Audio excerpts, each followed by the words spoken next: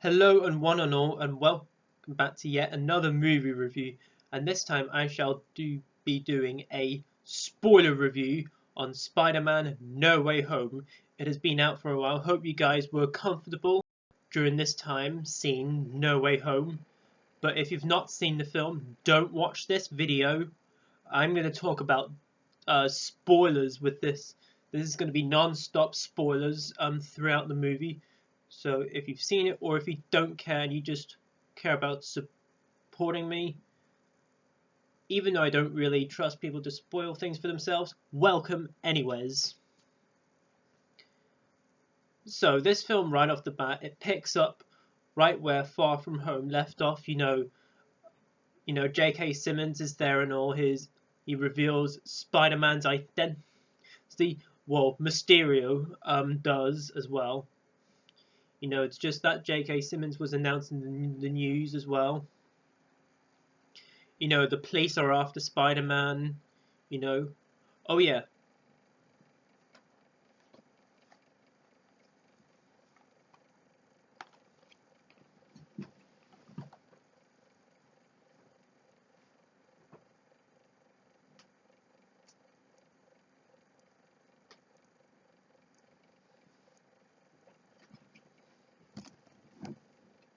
That's right, folks.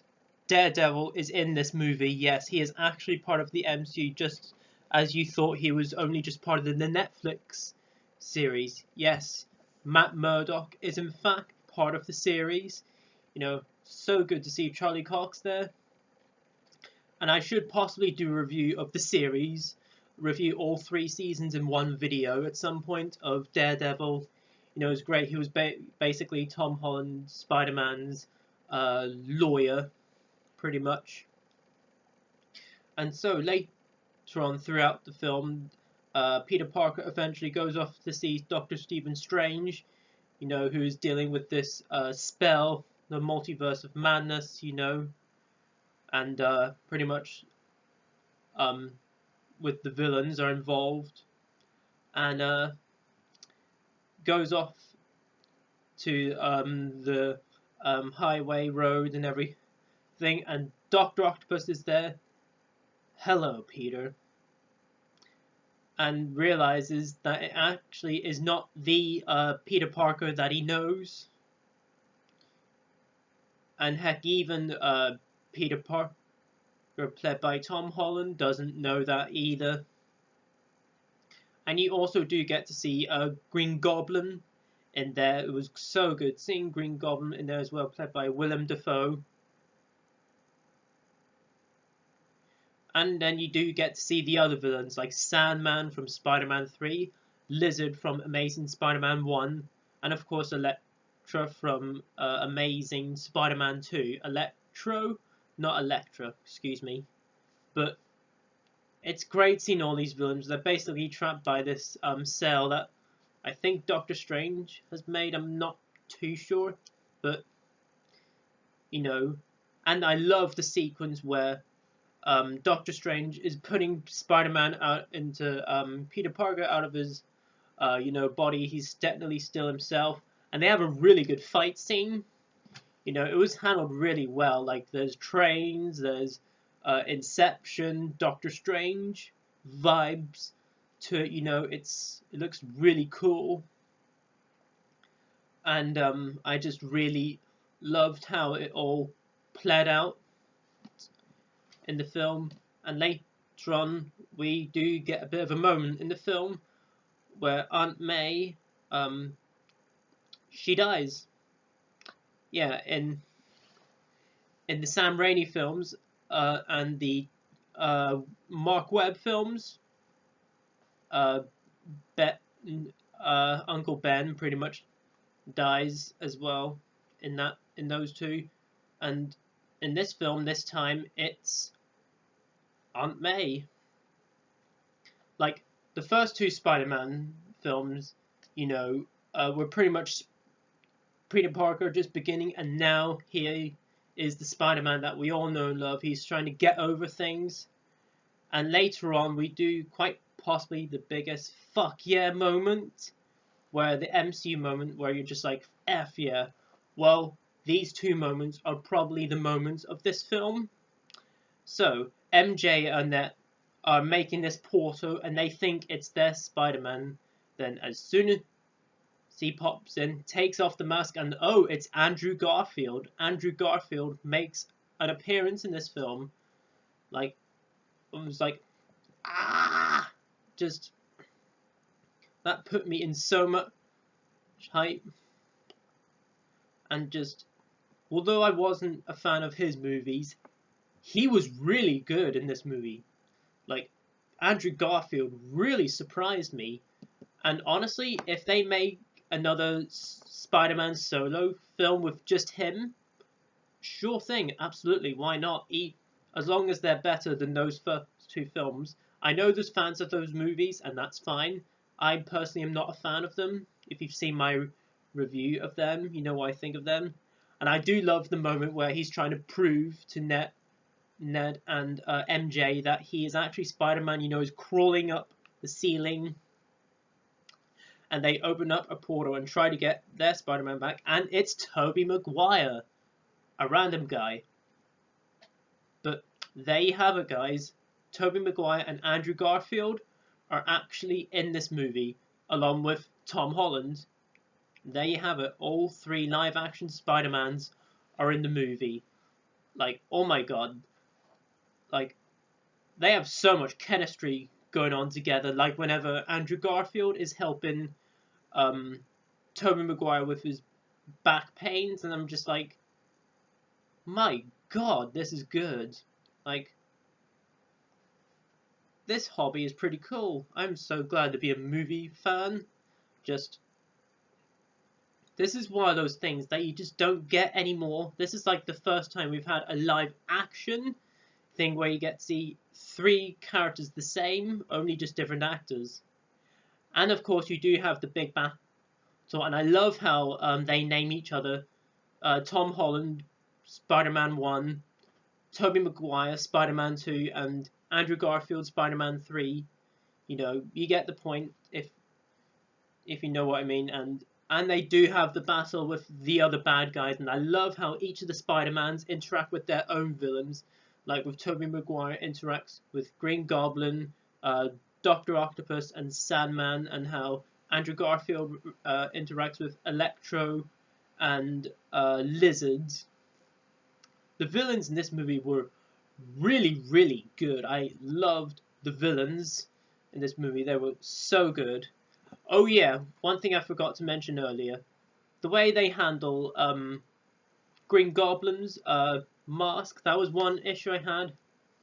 But the more I kind of think about it, I kind of thought, okay, are they not going to use his actual costume until the end of the film, the final battle, as the actual Green Goblin, rather than seeing Willem Dafoe's face?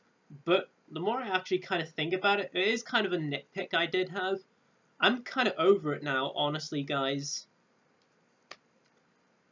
And you do get some really good callbacks. I love the callbacks. Like in the trailer, if you saw, you know, MJ falling off, Tom Holland is trying to save her, but Andrew Garfield does it. You know, back in Amazing Spider-Man 2, he was trying to save Gwen Stacy, played by Emma Stone, but nope. But he redeems it in this film, Spider-Man No Way Home. Like, that moment was good. Just really had me. It was kind of like thinking, you know, what do Marvel films call back to? Like whenever Cap was getting Mjolnir in Endgame, calling back to Age of Ultron.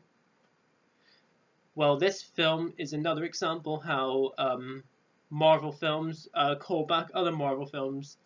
This was the moment.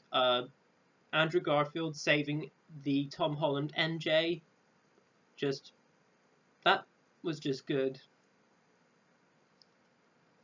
And the scene, Tom Holland versus Green Goblin, and then Tobey Maguire stepping in. You know, I was like, don't fucking kill Tobey Maguire. And thankfully he didn't, thank God. Like, this shit is just... was just good, and I love how they connect with one another.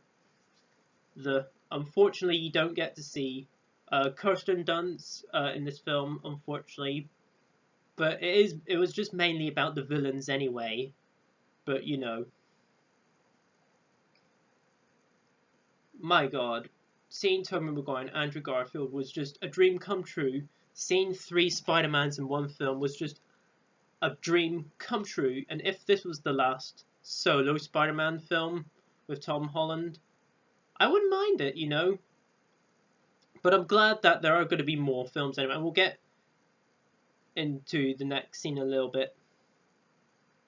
And so Doctor Strange then comes in and changes everything up. You know, the Tobey Maguire characters and Andrew Garfield characters are going back to their own universe. And Tom Holland gets a new Spider-Man suit. I love the suit. It's like the old school Spider-Man suit that we all know and love. Just the blue and everything. You know, he's making his own. He's at his own apartment. Tom Holland is Spider-Man pretty much at this moment. Like from Homecoming and Far From Home, where he was just pretty much like a teen, you know. But in No Way Home, he's pretty much Spider-Man we all know and love. And you do get a mid-credit scene where we see Tom Hardy as Eddie, you know, who we all know as Venom. That was a pretty good thing. I back from seeing Venom Let There Be Carnage, I had a feeling was going to be in it, but surprisingly it was just only in the mid-credit scene. I was thinking, what are they going to do next with that? And you get in the next credit scene, which is actually a trailer or teaser, whatever you want to call the first trailers, and that was to Doctor Strange in the Multiverse of Madness, and Sam Raimi's directing that, and I look forward to checking that out next year, which comes out in May. So overall, guys, those are pretty much my spoiler thoughts on Spider-Man No Way Home. The more I think about it, I do like the movie a lot more. I gave it an A-. If I was to bump it up a grade, I would bump it up to an A. It could be an A+, but I think I'd bump it up to an A. I think it's a little too early for calling this one of the best films ever made, or the best superhero film of all time. I think it's a little too early to debate about that, but it's certainly one of my favourite films of this year, 2021, and I'm glad that ended with a bang. So there you go, guys. That was my spoiler review on Spider-Man No Way Home. So comment down below, let me know what you thought of this movie. Comment down below, let me know what was your favourite scene. You know, what did you think of the Spider-Mans that were in the movie? The other Spider-Mans, Tobey Maguire and Andrew Garfield. Let me know below in the comments, and let's have a great discussion in the comments below. Quick little announcement, guys. This might be the last film I might see for a while. Spider-Man No Way Home. Because here in my area, Northern Ireland, we have a new COVID restriction going on where we have to have COVID proof. I've had my booster, which is technically the 3rd vaccination. But so I don't know what's going to happen, whether we're going into a quarantine/lockdown. But I will keep you guys up to date what's going on with me. So this might be the last new film that I might see for a while. I don't know what's going to happen with me, guys, but I will keep you guys up to date. But as always, guys, if you're new, please feel free to comment, like, subscribe, share this video, and notify that notification bell before you leave. And if you're new, I'm from the UK that likes to do movies, reviews on, you know, newer stuff and classics, especially when something new comes out and on special occasions. All of my social media links will be in the description down below. And as always, until my next video, I shall see you then, and peace.